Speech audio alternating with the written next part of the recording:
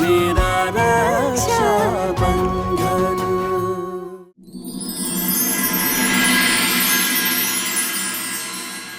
কি জানো তো চাঁদনি মা, যাদের মাথার মধ্যে বুদ্ধি থাকে না তাদের এই ফালতু হুমকিতে কিচ্ছু এসে যায় না।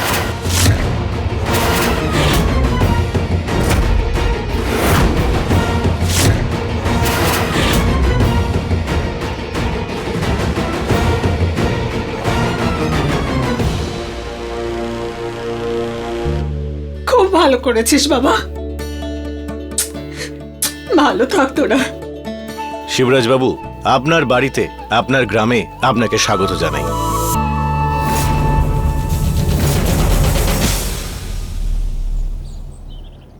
দেখুন উকিল বাবু, আমি একটা কথা বুঝতে পারছি না।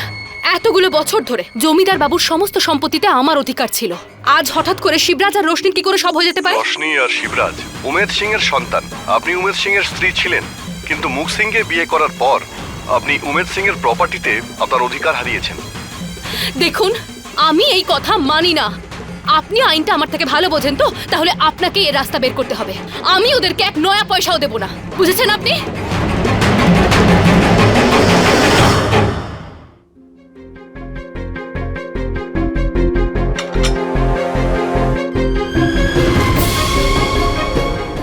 এবার সামনাসামনি লড়াই হচ্ছে তো, তাহলে তো ভালো করে লড়তে হবে। যে জিনিসটা চাঁদনির, সেটা চাঁদনির থেকে কেউ কাটতে পারবে না। তার জন্য আমাকে যা করতে হয় আমি করব।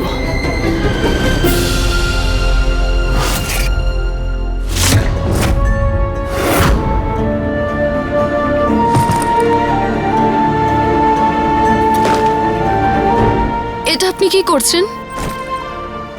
আমি কি করছি? তুমি আর তোমার দাদা কি করছো রোশনি? যদি সত্যি তোমাদের মহল দরকার তাহলে চেয়ে নিতে। আমার কাকিমা হাসতে হাসতে দিয়ে দিত। কে জানে এমন কি বিষয় আছে যার জন্য ও আমার কাকিমাকে এতটা ঘৃণা করে। আমি মানছি যে কাকিমা তোমার সৎ মা ছিল। ছোটবেলায় এমন অনেক ঘটনা ঘটেছে যার ফলে তুমি দুঃখ পেয়েছো বা কষ্ট পেয়েছো, বা হতে পারে উনি তোমার সঙ্গে খারাপ কিছু করেছিলেন। কিন্তু এখন সেই কবেকার ঘটনাগুলোর জন্য তোমরা প্রতিশোধ নেবে। শিবা তোমার ভালোর জন্য এখানে এসেছে, কিন্তু ওর আর কাকিমার মধ্যে যা কিছু চলছে সেটাতে কি তুমি খুশি? ওদের দুজনের এই লড়াইয়ে আমরা চাইলেও সুখী থাকতে পারবো?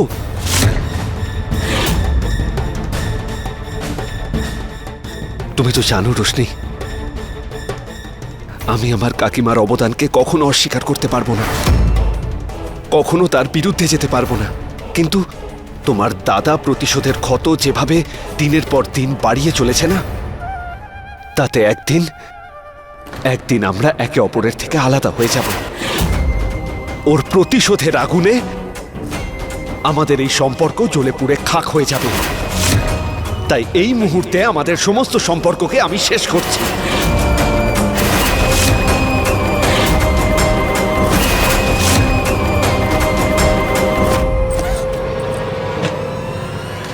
দাঁড়ান।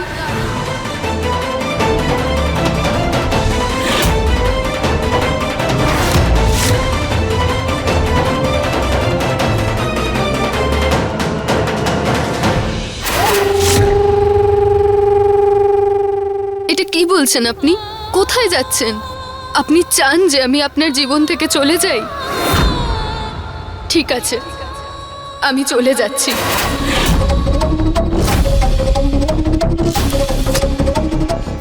তুমি কেন কিছু দেখতে পাও না রোশনি? তোমার দাদা আমাদের সবাইকে ঘৃণা করে। ওর চোখে আমাদের সবার জন্য শুধু প্রতিশোধের আগুন জ্বলছে। তুমি কি আমায় কথা দিতে পারো যে ওর এই প্রতিশোধের আগুন আমাদের এই সম্পর্ককে ছুঁতেও পারবে না? ওই ছেলেটা তার জেঠিমার কথা না শুনে তোকে বাঁচিয়েছে, আর তার বদলে ওকে চাবুক দিয়ে মেরেছে। হ্যাঁ,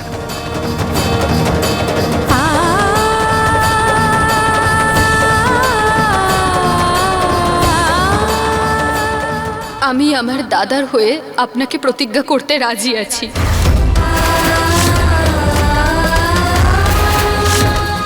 আমি জানি আমার দাদা কোনো ভুল সিদ্ধান্ত নিতে পারে না, আমি ওর সাথে কথা বলবো।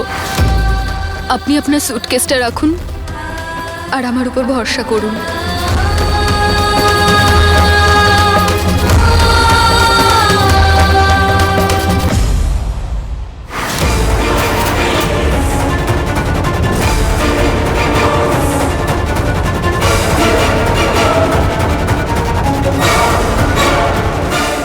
তোমার খুব ইচ্ছে ছিল তো সামনাসামনি খেলার, হ্যাঁ? নাও এসে গেছে এবার শিবরাজ ময়দানে। তুমি বলেছিলে রশনিকে অস্ত্র বানিয়ে শিবরাজকে শেষ করবে, কিন্তু কি হলো? নিজেই শেষ হয়ে গেলে তো। আমার প্ল্যান ভেস্তে যেতেই পারে না। সমরের থেকে জানতে হবে ওই মেয়েটাকে ও বশ করতে পেরেছে কিনা। আসবে কাকিমা, এই মুঠোর মধ্যে অবশ্যই আসবে, কিন্তু ওর বিশ্বাস জেতার জন্য আমার আরো কিছুটা সময় চাই। কারণ আমি ওকে যতটা বোকা আর সহজ সরল ভেবেছিলাম, ও সেটা নয়।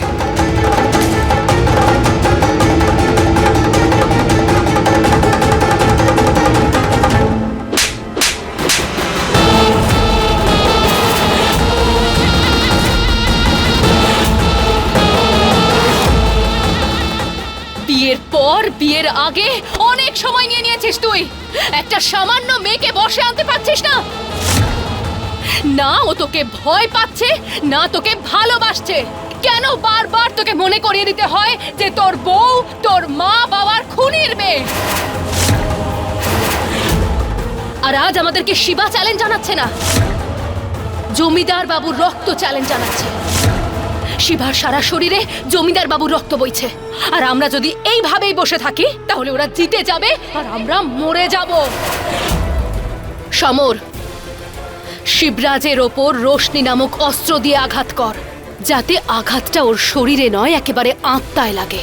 আর সারাটা জীবন এই যন্ত্রণায় ও ছটফট করে যে ওকে এই আঘাতটা করেছে ওর নিজের বোন। আর এই কাজটা তোকে করতে হবে এখনই, বুঝতে পেরেছিস তুই? এবার বন্ধ করো তোমার এই মুখটা আর তোমার এই পরিকল্পনা। এবার যা করার হয় না আমি করব, তাও আবার এক্ষুনি। এই, কোথায় যাচ্ছিস?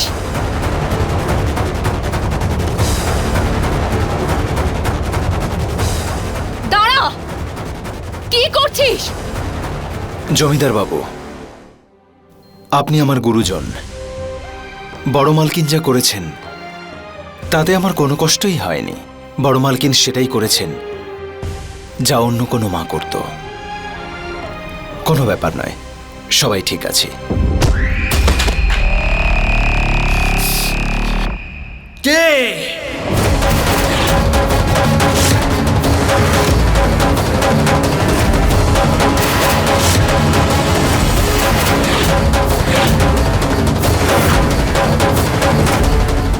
তুই আমাদের সম্পত্তি কেড়ে নিবি? আমার গায়ে হাত তুলবি তুই? তুই সমস্ত হিসাব নিতে এসছিস তো? তোকে দেব হিসাব, দেব। হ্যাঁ,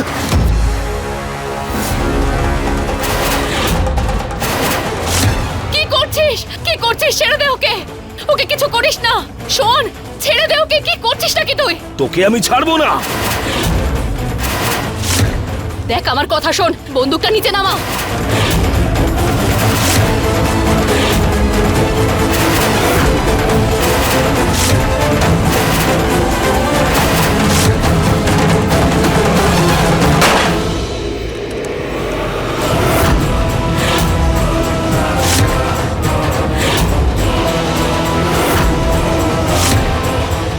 এই গুলি দিয়ে যদি তোর মাথাটা ছিন্ন ভিন্ন করে দেই না, তাতেও আমার জেল হবে না।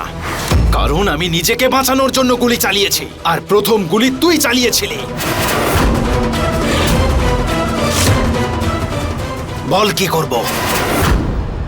আজকে তোর খেলা শেষ করে দেব মুং সিং, বল। শিবরাজ, এই তো মাথা খারাপ, কথায় কথায় রেগে যায়। আমি তোর কাছে হাত জোড় করছি, ওকে ছেড়ে দে। চালাবো গুলি, শেষ করে দেব সব। শিবা, ওকে ছেড়ে দে। ও আমার স্বামী হয়। এসব কি করছিস তুই? শিবা, দাদা। শিবা, আমি ক্ষমা চাইছি, হাত জোড় করছি আমি। আমাদের দুজনকে ক্ষমা করে দে, ওকে ছেড়ে দে। শিবা, কি করছিস তুই? ছেড়ে দে ওকে। আরে যেরকমই হোক, ও তো আমার ছেলে, ছেড়ে দে ওকে।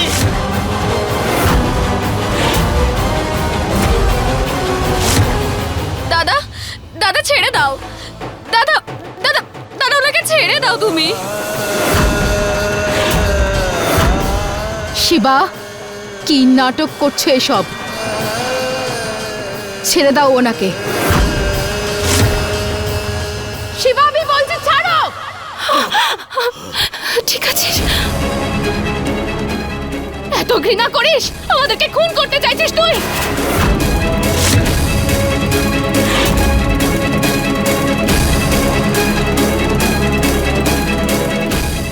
কনক, কনক, আমার কথাটা তো শোনো। কি কথা শুনবো আমি? আমাকে জ্বালিয়ে তোমার ভেতরের আত্মার তো শান্তি হয়নি যে এখন তুমি কাউকে খুন করতে চলেছো। সেই জন্য এনেছো আমাকে বাড়ি থেকে এখানে, যে এখানে এসে খুনি হয়ে যাবে। আর আমি একজন খুনির স্ত্রী হয়ে থাকবো নাকি? কেন করলে মুং কাকার উপরে হামলা? আরে আমি প্রথমে গুলি চালাইনি, ও আমাকে গুলি চালিয়েছিল। আমি আত্মরক্ষার জন্য ওকে গুলি করতে গেছিলাম। আমি না তোমার একটা কথাও বিশ্বাস করি না শিবা। কেন হামলা করবেন উনি? এই জন্য যে তুমি এই সম্পত্তির ওপরে অধিকার ফলাতে চাইছো। এইটুকু ব্যাপারে উনি তোমার উপরে হামলা করবে, আর তুমি নিজেকে বাঁচানোর জন্য ওনার উপরে হামলা করবে? তোমার হ্যাঁ? কি মনে হয় এই সম্পত্তির লোভ আমার আছে? হ্যাঁ। সেটা হলে এত বছর ধরে তোমার বাড়িতে চাকর হয়ে থাকতাম না। এরা আমার বোনকে জালে ফাঁসিয়ে এখানে নিয়ে এসেছে, প্রতিদিন অত্যাচার করে। ওর সুরক্ষার জন্য বাধ্য হয়ে আমাকে এখানে আসতে হয়েছে, আর সাথে তোমাকেও আনতে হয়েছে।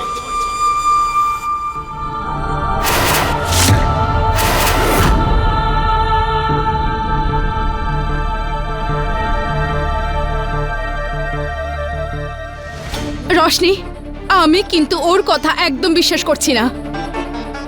তুই বল আমাকে, কেন এখানে এসেছে ও? আসলে কি উদ্দেশ্য? ও কি প্রতিশোধ নিতে এসেছে?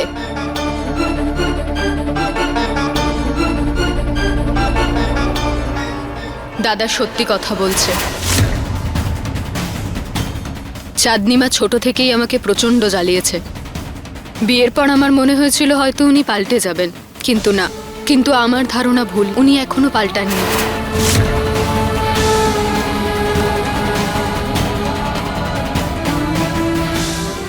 দাদা, ওনাদের অত্যাচারের প্রতিবাদ আমরাও একইভাবে করব, সেটা তো ঠিক নয় দাদা।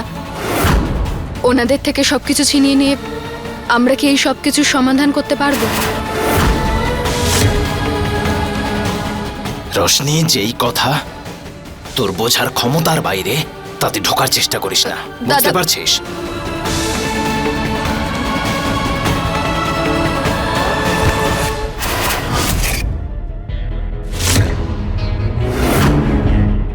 যদি আমরা কোনো কথা বুঝতে না পারি তাহলে তুমি বুঝিয়ে দাও না।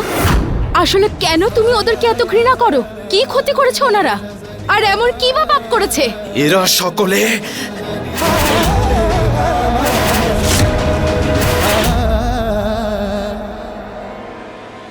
আমি চাঁদনিমা আর মুং সিং এর আসল চেহারা দেখে নিয়েছি, আর ওরা আমাকে ছাড়বে না।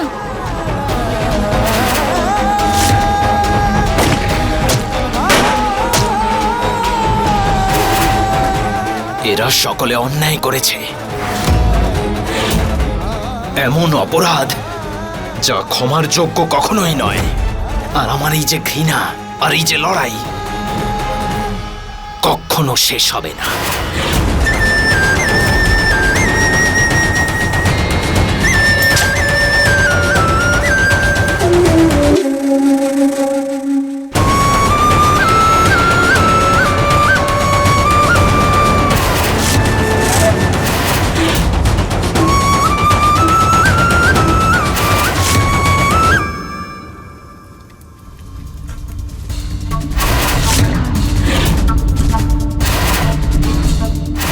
আর আমার এই যে ঘৃণা আর এই যে লড়াই কখনো শেষ হবে না।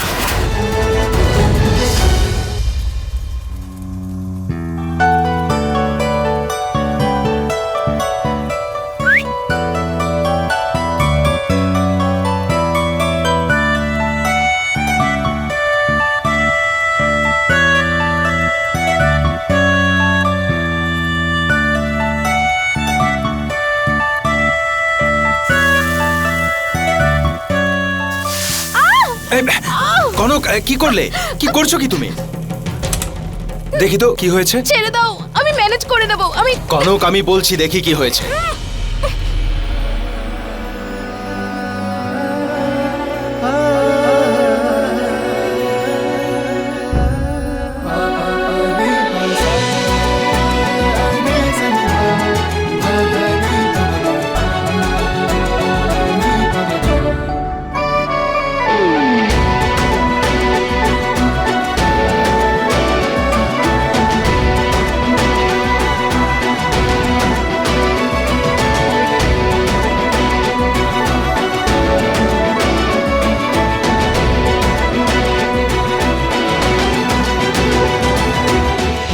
কিচ্ছু হয়নি।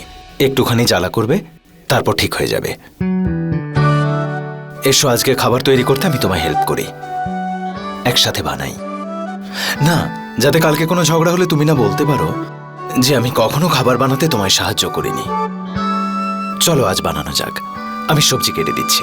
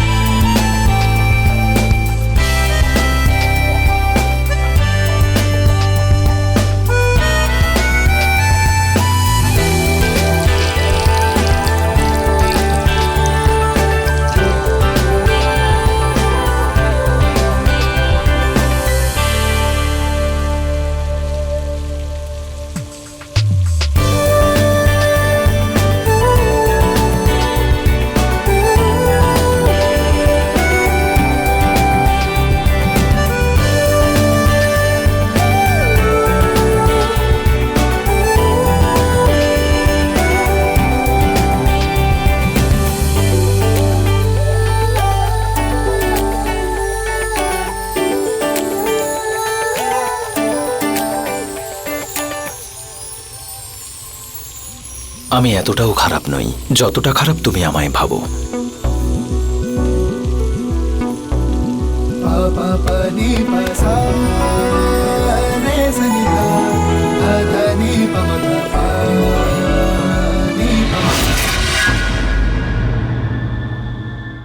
চাঁদনি, ইচ্ছে করছে তোকেই গুলি করে উড়িয়ে দিই। এসব কি করছিলিস? মাথা ঠান্ডা রাখতে পারিস না? ভাগ্যিস আমি একটু সজাগ ছিলাম। আমি রোশনি আর কনককে আসতে দেখে নিয়েছিলাম আর খেলাটা বদলে দিলাম। ওদের দুজনের সামনে শিবরাজকে দোষী সাব্যস্ত করলাম যে শিবরাজ আমাদেরকে মারতে চাইছে। আর ব্যাস, আমার প্ল্যানটা কাজ করে গেল। এবার ওরা দুজন শিবরাজকে ততক্ষণ ছাড়বে না যতক্ষণ ওরা জানতে পারছে যে শিবরাজ আমাদেরকে এত ঘৃণা কেন করে। কিন্তু শিবরাজ রোশনিকে কিচ্ছু বলতে পারবে না, কারণ শিবরাজ রোশনিকে জানতে দিতেই চায় না যে রোশনির বিয়েটা সমরের সাথে হওয়া ওর জীবনের কত বড় একটা শাস্তি। আর তাই শিবরাজের এই ঘৃণাটাই হবে আমাদের লড়াইয়ের ব্রহ্মাস্ত্র। কারণ একজন মানুষ সারা পৃথিবীর সঙ্গে লড়তে পারে, কিন্তু আপন জনের কাছে সে হেরেই যায়। আরে বাহ বাহ, আমার চাঁদনি রানী, কি বুদ্ধি পেয়েছো তুমি! সেই জন্যই তো তোমাকে চালাক চাঁদনি বলে ডাকি।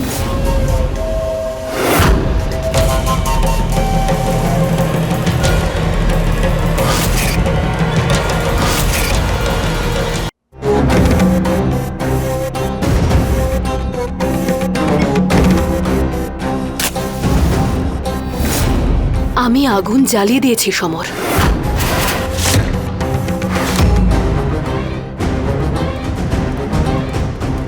এবার সমর অত্যন্ত সাবধানতার সঙ্গে রোশনির মনে যে প্রশ্নগুলো উঠছে ওর দাদার আমাদের প্রতি ঘৃণার কারণে, সেটাকে আরো বাড়িয়ে দিতে হবে। কথা দে যে তুই জীবনে কখনো রোশনির ভালোবাসার প্রতি আকৃষ্ট হবি না। আর তোদের বিয়ের তোর জীবনে কোনো মূল্য নেই।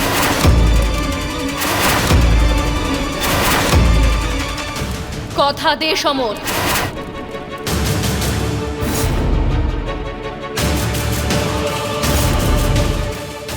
প্রতিজ্ঞা কর।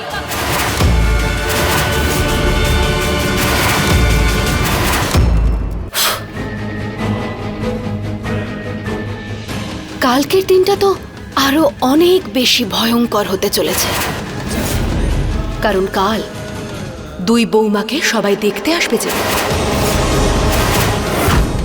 সমর, তুই রোশনিকে জানিয়ে দে, আমি কনককে বলে আসছি।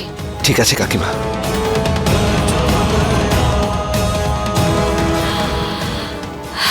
ধানি লঙ্কা, কাল আমি যে তোর কি অবস্থা করব সেটা দেখার পর তোর দাদা ছটফট করবে।